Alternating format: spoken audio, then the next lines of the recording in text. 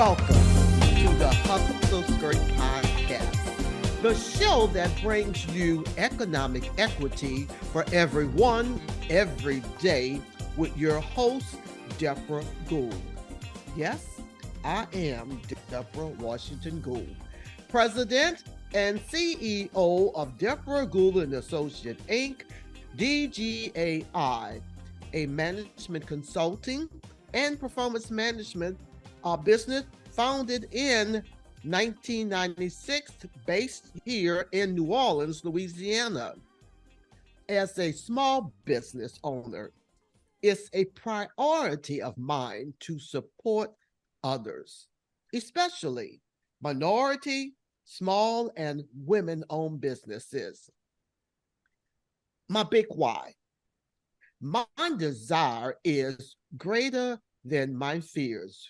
Do what you imagine possible.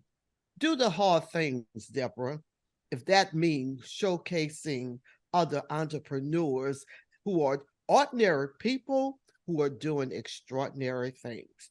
So I hope in this particular podcast, I have as many opportunities to spotlight those everyday folks who are doing amazing things as business advocates in the business community, mentoring, and being of support to other entrepreneurs.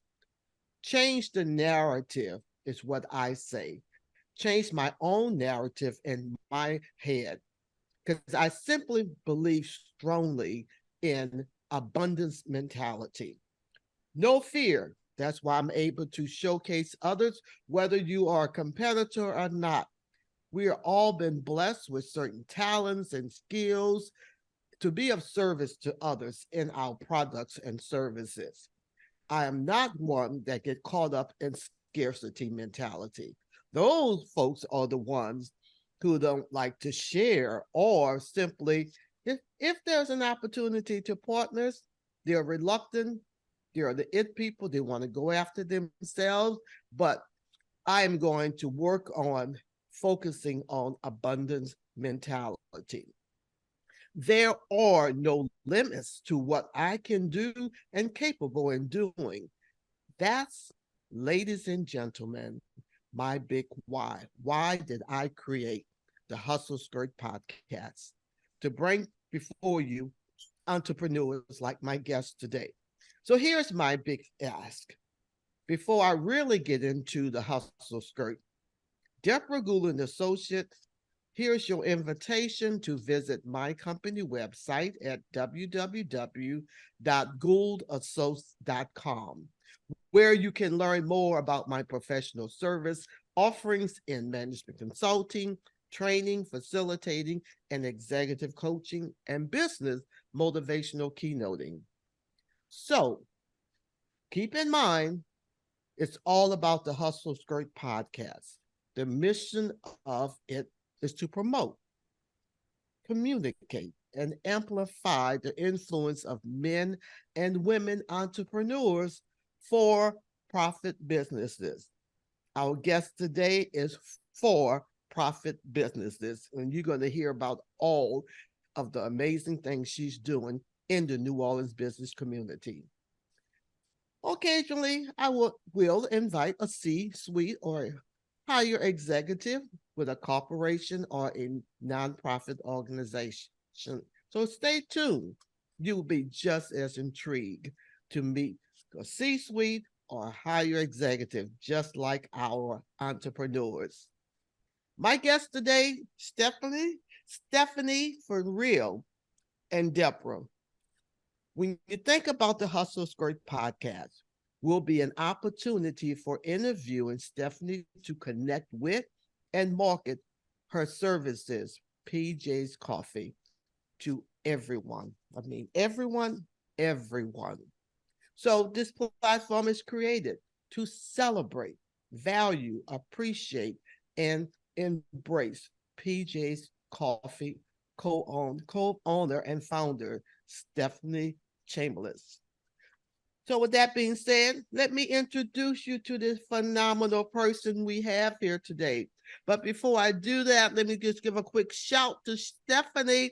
Hello. Hi. You heard me right, Steph, when I'm saying this Hustle Skirt podcast. I've been eager and enthusiastic about having you as a guest because of the way I appreciate you and value our connectivity in the years that I've been blessed to know you. So I wanted to create this just for you.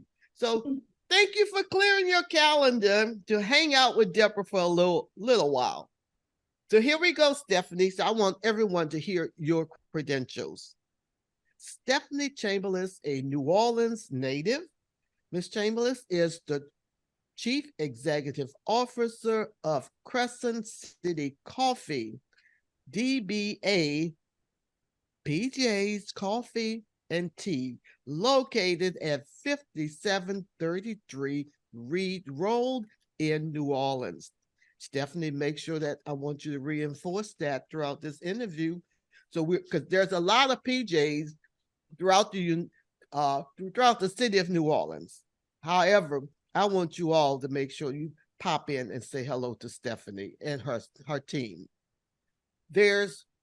She oversees a staff of 18 full-time and part-time employees.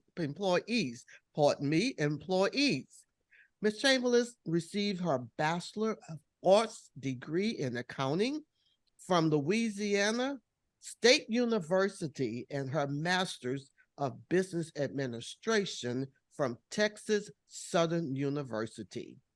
Her strong sense of leadership and community service are evidenced by her current participation in the following: the New Orleans Regional Black Chamber of Commerce Vice Chair, the Greater New Orleans East Business Alliance, Parliamentarian, and Kappa Alpha Sorority member. So, Stephanie, I'm going to get all in your business before I ask my first question. I want you all to contact her at the website www, all one word, PJSONREAD.com. That's www.pjsonread.com. Telephone number, area code 504-354-8622. And the email, all one word, pjsreadmanagers@gmail.com.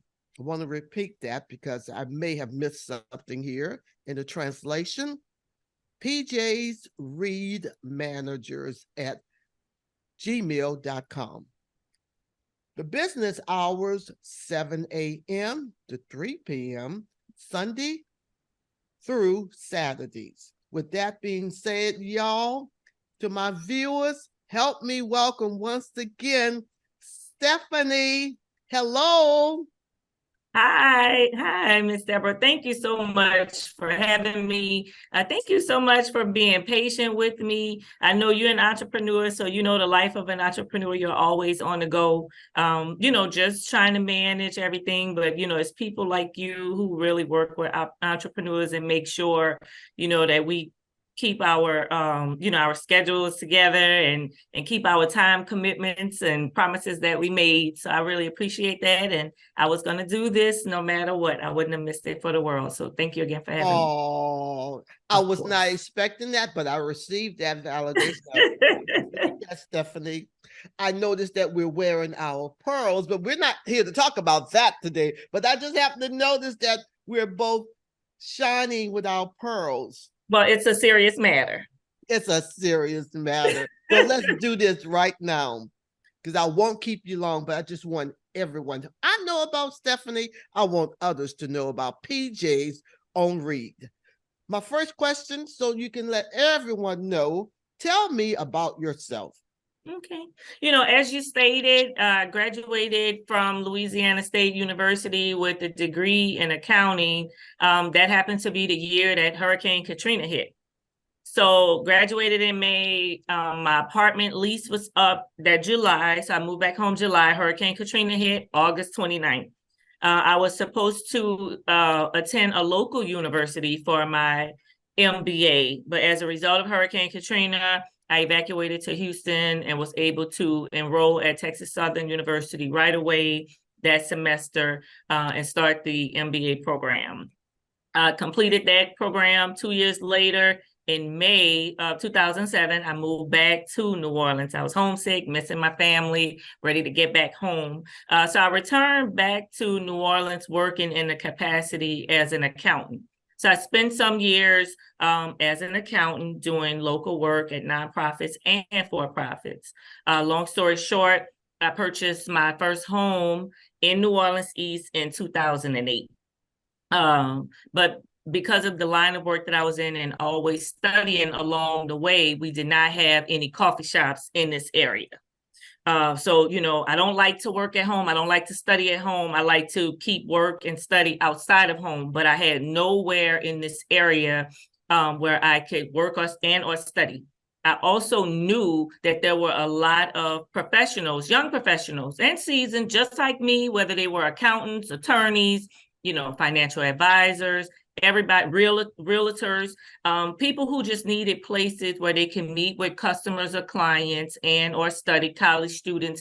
And I also knew this area very well. So I knew the wealth that was here, despite what was in the media, what people thought. I knew, that there was a great need in the New Orleans East area for a coffee shop. So long story short, that's how I got into this line of business. I identified the need that was in this particular area in New Orleans East. Well, Stephanie, thank you for sharing that with our viewers. One of the things I noticed as I was reading your bio, I want you to just share a little bit.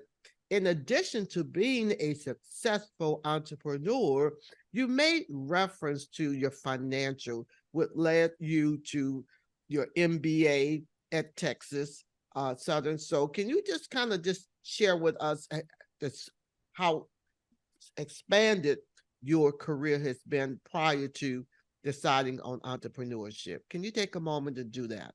Of course. So I spent I never stopped practicing accounting, just at different capacities because I had that background. But in 2013, I actually became a licensed financial advisor. So I do hold securities licenses, the Series 7, 63, and 65, which basically allows me to sell products, life insurance, annuities, and other securities. So just in working in the financial arena, whether it's accounting and or financial planning, to tie back into the scope of being an entrepreneur, that background was very helpful because as an entrepreneur, one of the first things that you have to do, it's a must, is write a business plan. You can hire a consultant, but I actually wrote my business plan myself. I had a team member, a consultant that we know very well that I've always partnered with, but we literally wrote the business plan from start to finish ourselves. And that was one of the things that was needed to even, get the franchise license and or a business loan. Excellent, excellent, Stephanie. Thank you for sharing that with my audience. Here we go. Something a little bit more specific. What is the hardest part of being an entrepreneur? So there are a lot of challenges with being an entrepreneur, but on the flip side, there are a lot of areas of sunshine and great times. But some of the hardest areas are parts of being an entrepreneur. One is access to capital. You have to have your financials in order. You have to have resources. You have to have assets to be able to use as collateral. So access to capital across the board is one of the hardest things one of the hardest areas that most entrepreneurs struggle with. Right now, another current challenge is the workforce. It changed a lot since COVID. And then I think it's a generational thing as well, as far as the workforce.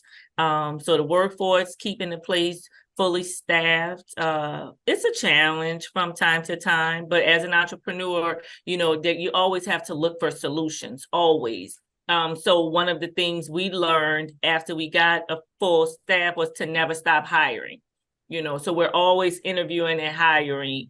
But that was a challenge. It still is, but it's not as bad as it was. But that's still a challenge. And then looking for ways to grow and pivot.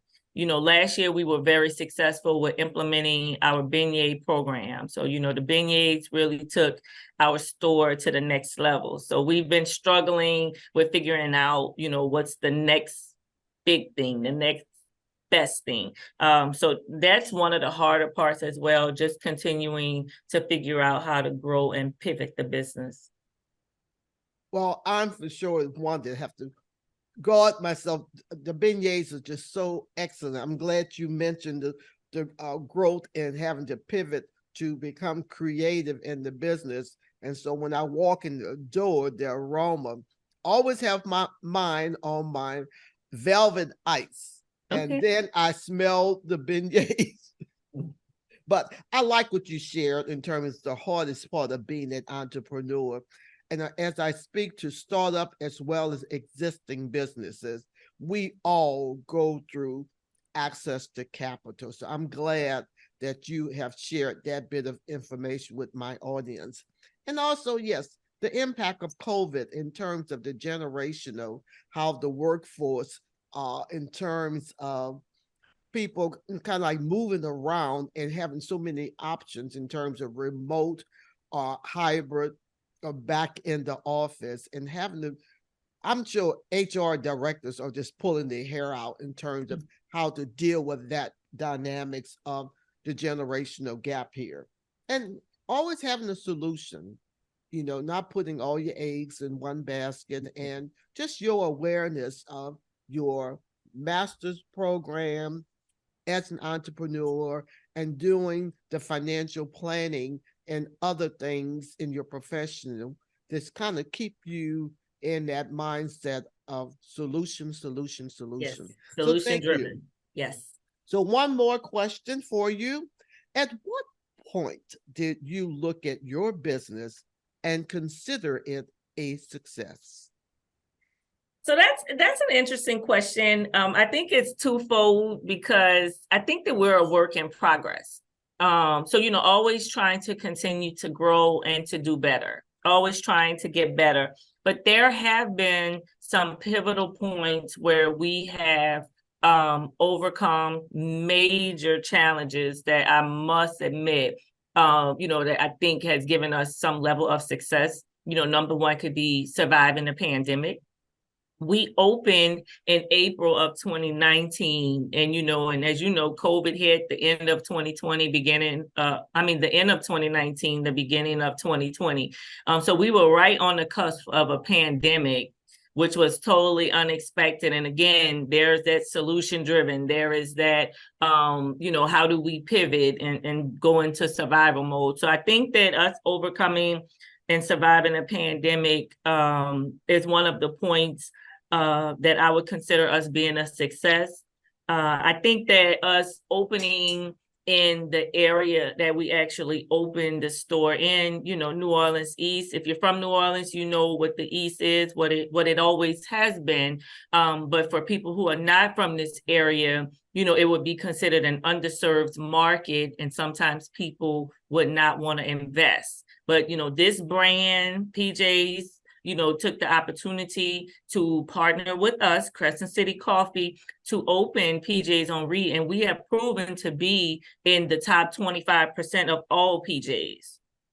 So I think that that's a level of success in itself. And that's a testament to the community that we serve. But they definitely support this store 100%. So I consider us a success in that regards as well. We've been open 4.5 years now, and we're still, progressing and still doing well. So I think that we have a lot of things to be grateful for. And those are a few of the things that I consider us a success, even though on the other side of the coin, we are a work in progress and still trying to grow and improve. Well, it's definitely, I'm sure I will not be the first and last to say how proud we are of you. I've seen several other establishment at that location. And you 4.5 years, that's probably one of the longest run. Yeah, there are conversations about the East, but one of the things that PJ's on Read has been successful, you brought in your real life situation. Going to school, you prefer to study somewhere outside the home, and you recognize that there are other businesses or professionals who also had that same type of concern, that I have to be in a different space so I can focus on what it is I'm trying to accomplish, or just maintain a certain consistency and discipline. So when I walk through there, it's always busy with other business folks, meetings, and it's just a culture that is so inviting in that atmosphere whenever I walk in. So I'd rather come in versus always going to the drive-through, because it gives me a good view of the community in East New Orleans. So I thank you for having your vision at PJ's Coffee and partnering with Crescent City. Would you believe it or not, Stephanie, we are at the end of our interview. But before I close out today on the Hustle Skirt podcast, would you take just a moment to share your contact information, just in case folks may have heard it at the beginning of my introduction of you, but I want them to hear from the voice of Stephanie. Okay. Again, my name is Stephanie Chambliss. I am the Chief Operating Officer of Crescent City Coffee, doing business as PJ's Coffee and Tea. We are located at 5733 Read Boulevard. That's in New Orleans East. Our zip code is 70127. If you want to look us up online, we are www.pjsonread.com, or feel free to give us a call at 504-354-8622. Thank you for doing that, Stephanie. Again, the Hustle Skirt podcast objective is to empower you to speak power, embrace change in your own vision, mission, and purpose, and get fired up about your own passion. Make sure to visit this interview with Stephanie Chambliss, PJ's Coffee on Read, at www.persistencelane.com, where you can subscribe to the Hustle Skirt 9 platforms, just to name a few: iHeartRadio, Amazon FM, Apple Podcasts, Google Podcasts, just to name a few. But you have to visit www.persistencelane.com, all one word. And while you at it, if you found value in this podcast, we would appreciate a rating on iTunes, or tell a friend. Definitely pop into PJ's to let Stephanie know that I heard you on the Hustle Skirt podcast. Tell a family, a friend, a neighbor. Please check out this particular interview with Stephanie. You're listening to the Hustle Skirt podcast, the show that brings you economic equity for everyone, every day, with your host, Debra Gould. I'm so excited we finally got to put our schedules together and make this happen, Stephanie. Yay, of course. Love you, Stephanie, and continued success in all that you do. Thank you. Take care. Bye-bye.